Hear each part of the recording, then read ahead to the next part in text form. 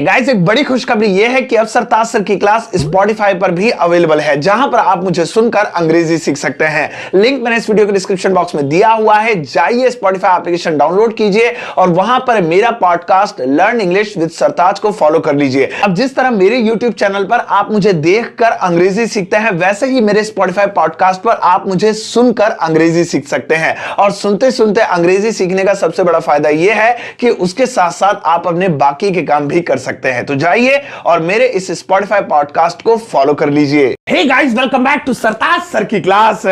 इधर आना, जरा खुजाना, जरा थोड़ा सा, अच्छा यहां सहलाना, जरा अच्छा वो पकड़ाना, जरा अच्छा वो देना, जरा।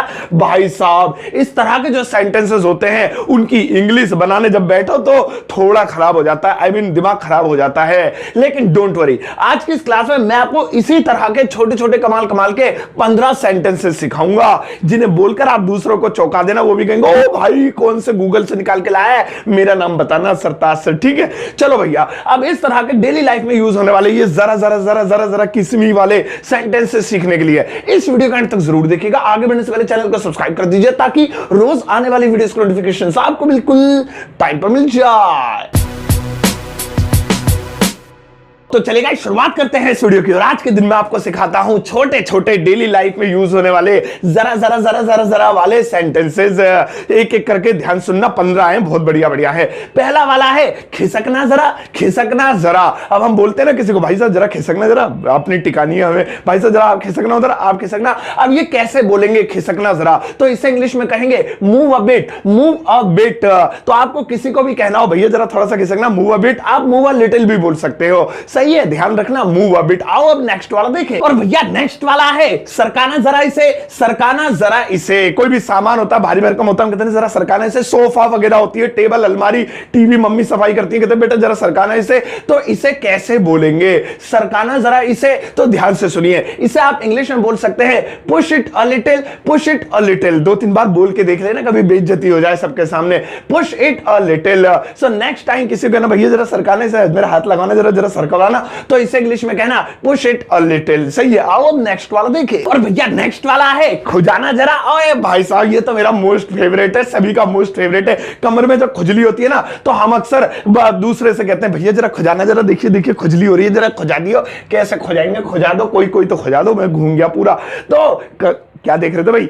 सुनो, तो खुजाना जरा अगर आपको किसी को भी बोलना है, कहीं पर भी खुजली करवानी है, तो आप इसे इंग्लिश में कहिए स्क्रैच अ बिट। हे भैया इधर आइए, स्क्रैच अ बिट। नाम भी ले सकते हैं आप उस जगह का, scratch a bit on my back, scratch a bit on my hand, scratch.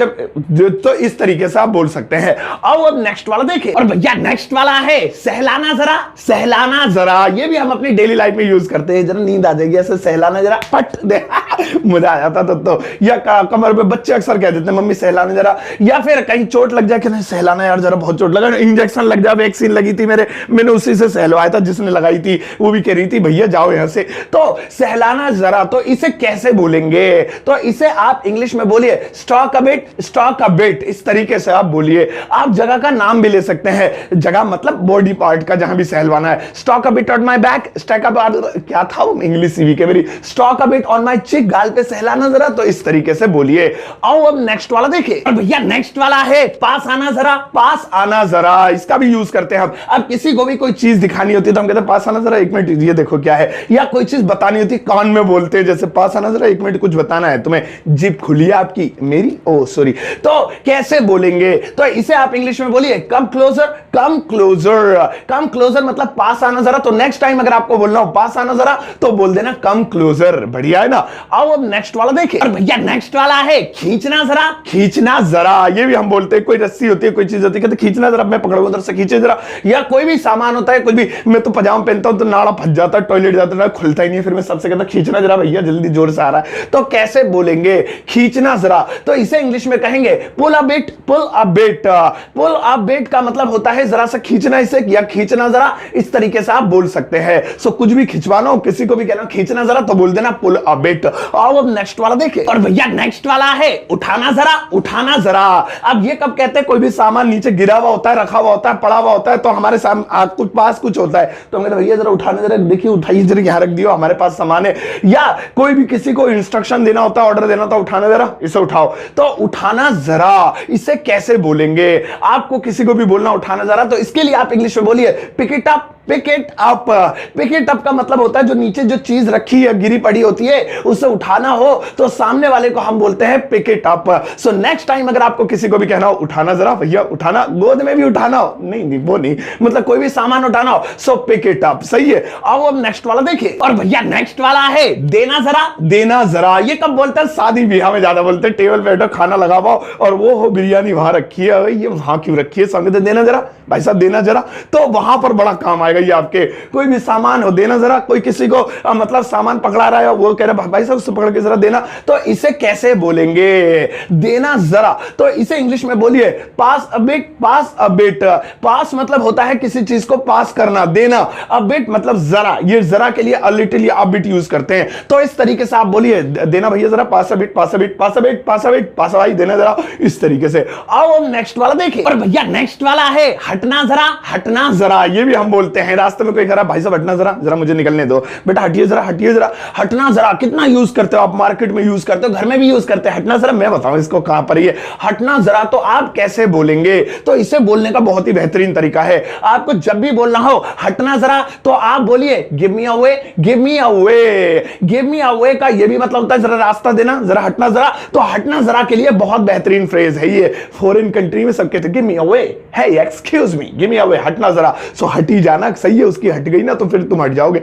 अब नेक्स्ट वाला देखिए, और भैया नेक्स्ट वाला है एक मिनट रुकना जरा, एक मिनट रुकना जरा। ये भी हम बहुत बोलते हैं, एक मिनट रुकना जरा, रुको रुको, एक मिनट रुको, ऐसे ही बोल देते हैं एक मिनट रुको, या ऐसे भी बोलते हैं एक मिनट रुकना जरा। अब कब कब बोलते हैं? सामने हो बंदा तब भी बोलते हैं एक मिनट रुकना जरा, अभी आया, एक मिनट जल्दी यहीं रहना। या फोन पर भी बोल देते हैं एक मिनट रुकना जरा, तो फोन पर ज्यादा बोलते हैं भैया एक मिनट रुकना जरा, है ना, यहीं रहना, अभी आ रहा हूं, तो काम कर लेते हैं। तो ये कैसे बोलेंगे? तो ध्यान से सुनिए, अगर आपको कहना हो एक मिनट रुकना जरा, तो आप इसके लिए कहिए दो, बस दो मुंह से फोड़ दीजिए, और वो है होल्ड ऑन, होल्ड ऑन। बस फोन पे भी आप बोल दीजिए होल्ड ऑन, एक मिनट रुकना जरा, कोई काम करके फिर आ जाओ, हाँ जी आई एम बैक, मैं वापस आ गया। या फिर आप सामने किसी को भाई साहब होल्ड ऑन, एक मिनट में अंदर से आया जरा, होल्ड ऑन, तो इस तरीके से बोल दीजिए। सही है। आओ आप अगला वाला देखें, और भैया नेक्स्ट वाला है चखना जरा, चखना जरा। कोई भी खाने पीने की चीज रखी होती है तो आकर कहते हैं चखना जरा, वाइफ अक्सर कहती है जरा चखना जी कैसा है, देखना नमक मिर्च कैसा है, देखो तुम पे असर हो रहा है नहीं हो रहा है, फिर हम खाएंगे। तो चखना जरा, किसी को भी कोई भी खाने पीने की चीज चखानी हो, खिलानी हो, उसके लिए कहते हैं चखना जरा। तो इसे इंग्लिश में कैसे बोलेंगे? तो इसे इंग्लिश में कहेंगे taste a bit, taste a bit. इस तरीके से 2-3 लाख बार बोल लेना पहले, ताकि मुंह पे चढ़ जाए ये word, taste a bit, taste a bit, taste a bit. इस तरीके से आप बोलिए, ये भी बहुत बेहतरीन है, डेली लाइफ में आप यूज कर सकते हैं।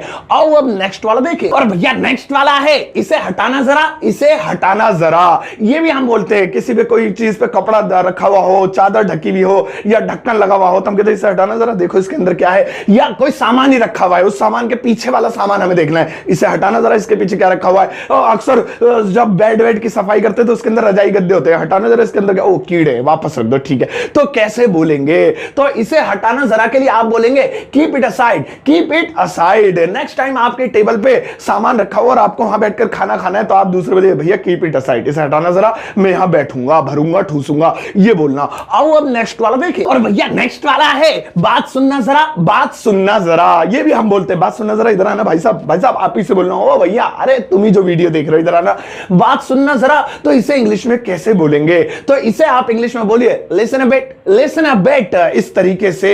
तो बहुत लोग कंफ्यूज हो जाते हैं कि सुनना, सुनो सुनो, लिसन लिसन, ये तो ठीक है, ये जरा जरा जरा जरा के लिए क्या लगाएं, कैटरीना लगा देते हैं, लेकिन नहीं। आप ध्यान रखना, लिसन अ बिट, सुनना जरा। तो नेक्स्ट टाइम किसी को भी बोलना भाई साहब सुनना जरा, लिसन अ बिट, इस तरीके से बोलिए। आओ अब अगला वाला देखें, भैया नेक्स्ट वाला है गर्म करना इसे जरा, गर्म करना इसे जरा। कोई भी सब्जी वगैरह, चाय वगैरह, दूध वगैरह होता है, ठंडा होता है, हम कहते हैं मम्मी जरा गर्म करना इसे जरा। या फिर फिर मम्मी हमसे बोले थे बेटा जरा जाके इसे गर्म करिए जरा इसे, तो कैसे बोलेंगे गर्म करना इसे जरा। अब गर्म करना का मतलब ये नहीं होता बिल्कुल पका के सीटियां मार के उसमें उबाल उबूल के ले आओ, नहीं नहीं नहीं, गर्म मतलब गर्म करके लाना जिसे खाने लायक पीने लायक हो।